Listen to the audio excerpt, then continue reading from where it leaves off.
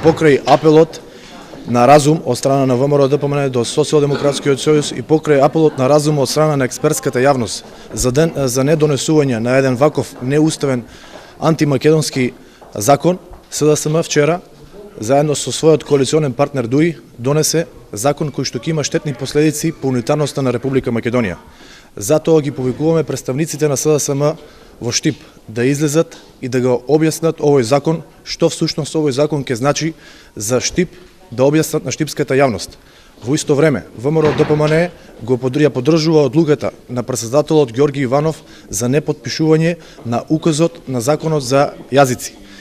А еве и реакцијата на Општинската организација на СДСМ Штип на пресконференцијата на Општинскиот комитет на ВМРО ДПМН.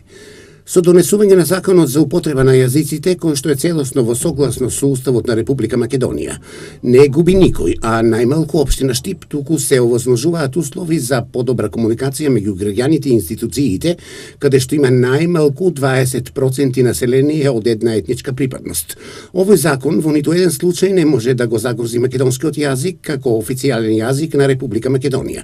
Според Уставот на Република Македонија, законот за јазиците ги опфаќа општините каде што има најмалку 20% население од други етнички заедници, што значи дека Општина Штип, каде доминантното население е македонското, нема обврска да го практикува овој закон.